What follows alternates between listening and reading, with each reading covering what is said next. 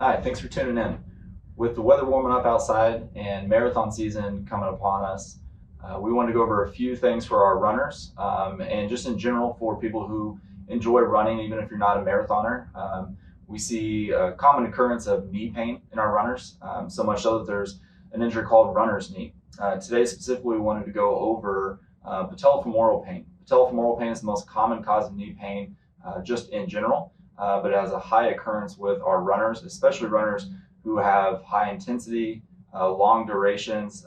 So that would be people that are training for marathons, half marathons. The repetitive nature of running leads to these types of injuries.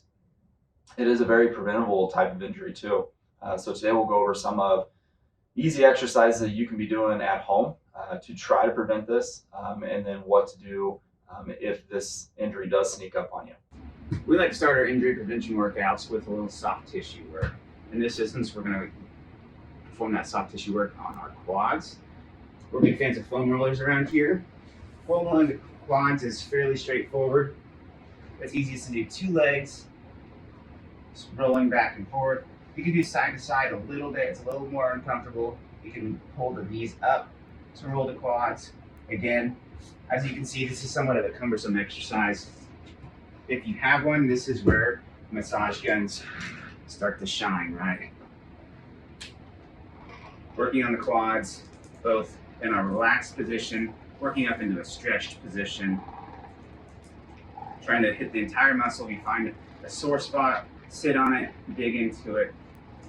But this is an excellent use of a massage gun to get those muscles and fibers warmed up for our next exercise.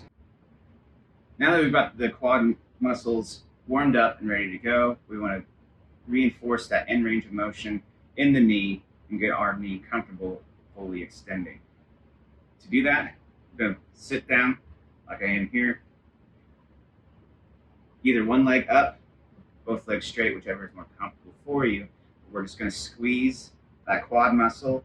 Think about pushing our kneecap towards the table. Hold that for 5 to 10 seconds. Relax. Begin again. Really emphasizing pushing that kneecap towards the table or floor so that we get that full extension and get comfortable in that position.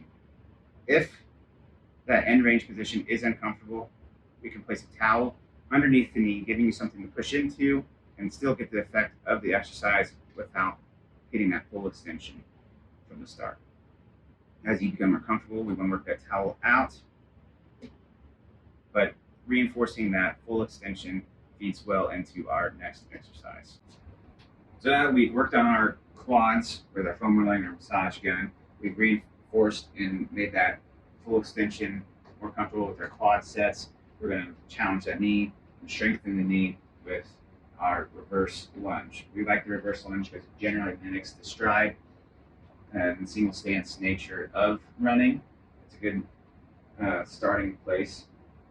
With your feet together, choose whichever foot you're going to step back with. Shift the weight to the other.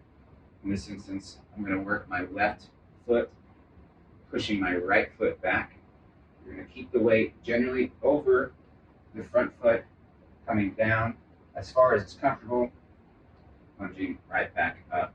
Being mindful, if you are experiencing knee pain, we want to control that range of motion to where we don't aggravate the pain. We just want to go through that painless range of motion.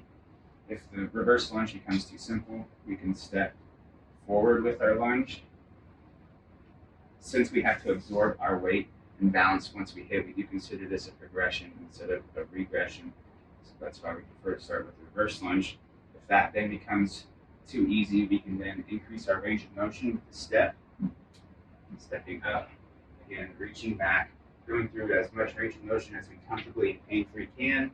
If that becomes too easy, we can then, again, step on to the box. Okay, so you just saw a great place to start when trying to prevent or trying to even treat patellofemoral pain. There's a lot that goes into the mechanics of running. So for our runners, if you're still having persistent pain or if you want to dive deeper into this, that can warrant some more investigation into the mechanics of your lower extremity.